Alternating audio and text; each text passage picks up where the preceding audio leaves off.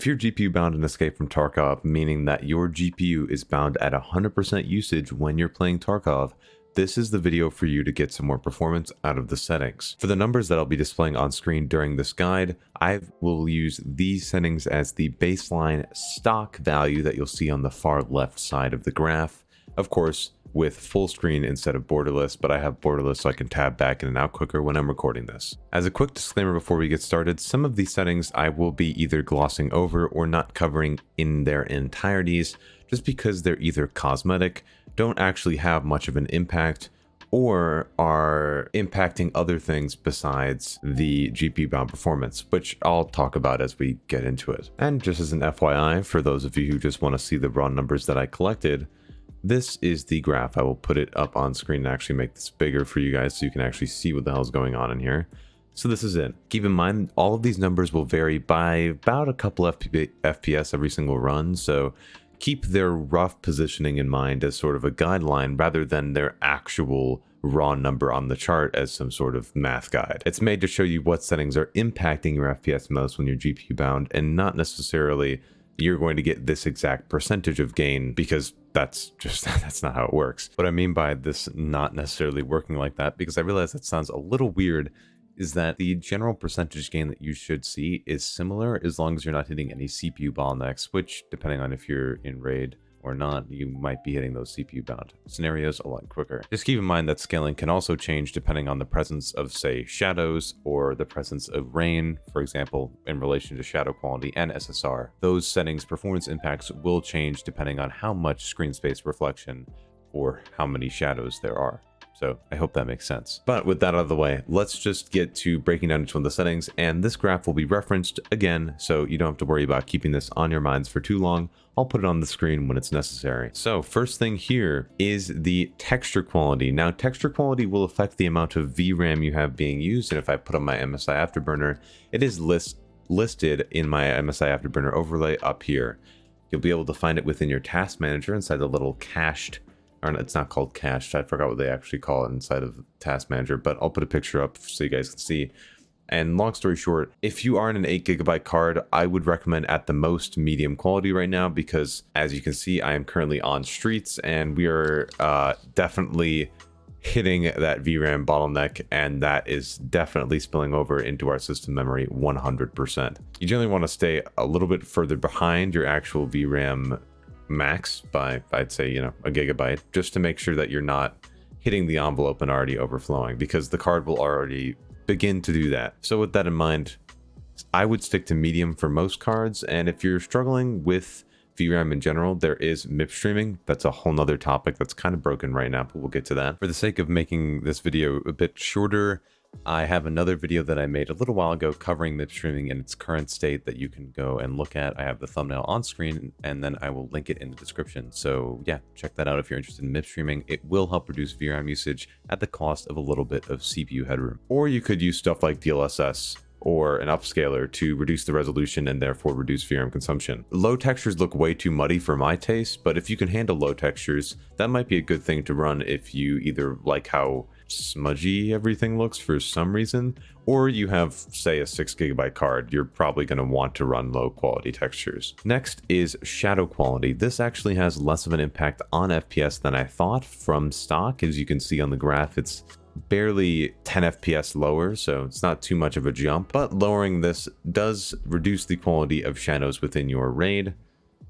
And for example, if I go in here and, oh god, there's no shadows because it's, oh, well, that's awkward. You'll see on the screen right now that there is a picture of the lower quality shadows in contrast to the higher quality shadows. It makes the shadows a little bit more sharper, so you don't have to necessarily worry about the blur, but the blur can help you see things within the grass clearer. But I have a whole video talking about shadow quality in particular, so I'd recommend going and checking that out. I still recommend low regardless, but it's not as much of a performance impact as people think. Next is level of detail quality. I talked about this in my settings guide for this patch, but essentially this determines the level of detail of objects at certain distances. So the lower LOD quality you go, the sooner objects will be loaded into their lower quality counterparts as you're backing away from them. You might have seen this if you play maps like woods or shoreline or even streets and you walk too far from an object, you'll see a little 2D sprite render in instead of the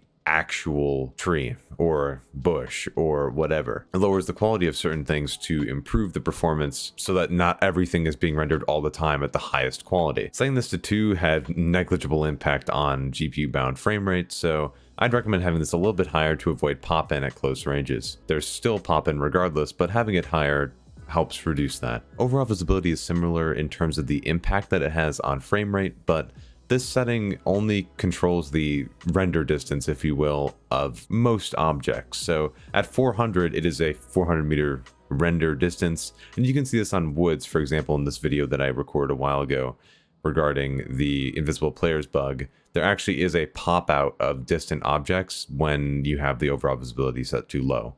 I run this at 1500, but 1000 should do you just fine, but I wouldn't recommend 400, not for the fact that it would hurt your gameplay, but it just hurts the aesthetic of the game with the large background objects.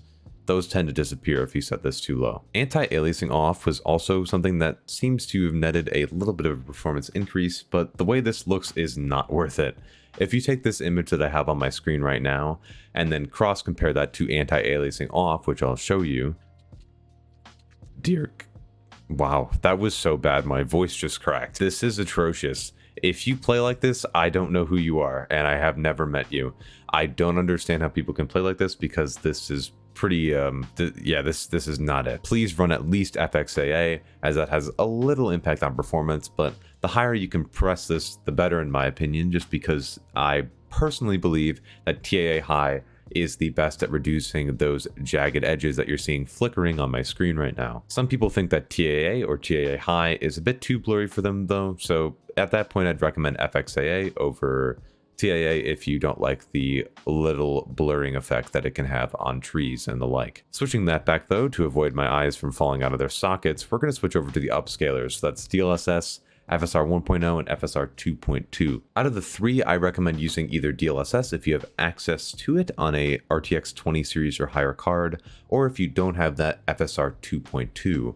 Because FSR 2.2 in comparison to 1 is a temporal upscaler, meaning it has more information to use to help upscale the image, whereas FSR 1.0 is just a scaling technology, an image scaling technology similar to NVIDIA image scaling, if you've heard of that, and in my personal opinion has much worse quality than FSR 2.2 does. Your ability to use these different upscaling softwares solely depends on what resolution you plan to play at.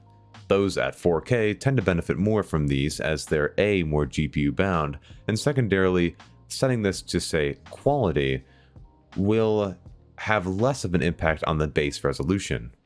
Upscaling from say 1440p to 4K is a lot harder to diagnose than say if you're upscaling from 720p to 1080p. The quality drop off is pretty drastic the lower resolution you get, but at 1440p I think quality settings on either one of these upscalers looks pretty good. Please do note with these upscalers though that there can be some artifacts and visual issues, not to mention it is a lower native resolution, so you may lose on some data that may get you killed here and there. However, it is a pretty good sacrifice to make if you're looking for GPU bound performance increases, as there is a huge jump from my stock settings to hitting DLSS on quality. That jump from 115 average FPS to 151 is insane.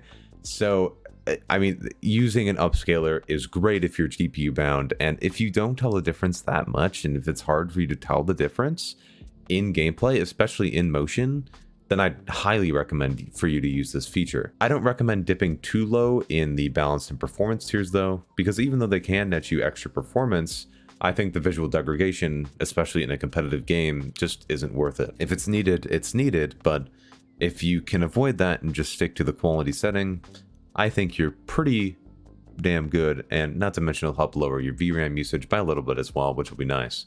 After that, we've got HBAO. Now this is horizon-based ambient occlusion right here.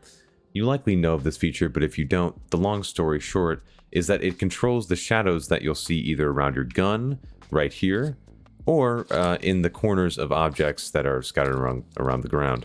It can help increase your immersion and makes the game look pretty, but if you don't want the increased shadowing on certain objects, you can always just turn this off. As you can see from the graph, going from HBAO to HBAO High does have a significant significant, oh my goodness, impact on your frame rate. And jumping from that to colored ultra, the highest setting, is absolutely appalling. I now run max performance on HBAO, just have a little bit of shadowing where it counts, while still maintaining as much performance as possible. If you don't like this setting and want the most competitive edge, you can turn this off and enjoy the performance benefit. SSR is a tricky one, as it's hard to spot sometimes, depending on the weather, but in this scenario, you're actually able to see SSR at work.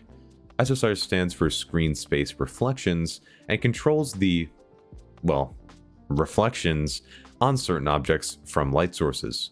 As you can see right now, the tile on the ground is reflecting the light source of the light, the lamp, that's not a lamp, the skylight, whatever that is. But if I go into my settings and switch this from medium, which is my current setting, down to off, you'll see all of that reflection has disappeared. I believe this reflection is pretty important for spotting players depending on the certain scenario, but it can give you a little bit of a performance impact, but it's not too bad. So if you like how it looks, I'd recommend, especially if you're GPU bound, to stick to low, though I like having a bit more quality in my reflections, so I stick to medium personally.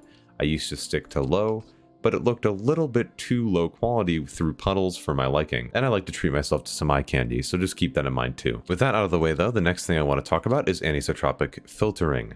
If you don't use this, you're a monster. What this does is it controls the clarity of textures at oblique angles, so this is actually a perfect setting for me to turn this off and show you. It should be pretty apparent where the smudginess is in terms of the textures now that I've turned this off. If I go ahead and switch this to simply per texture instead of on, you'll instantly see the difference in the tile at the front of the room. It is a lot more clear and less smudgy in comparison to off. You'll see this most clearly on roads when you're walking on them and paths, that sort of thing.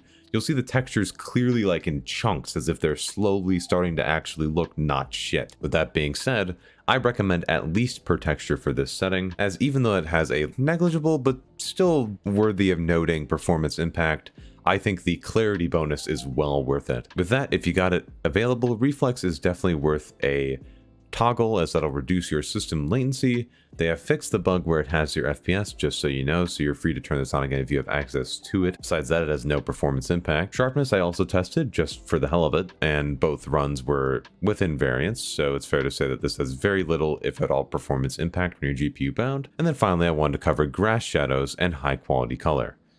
Grass shadows are fairly obvious, and this is totally not me running to a place that has grass.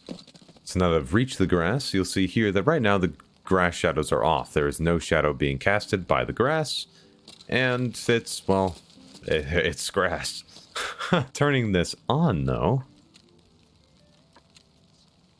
you can now clearly see that the shadows are being cast by the grass.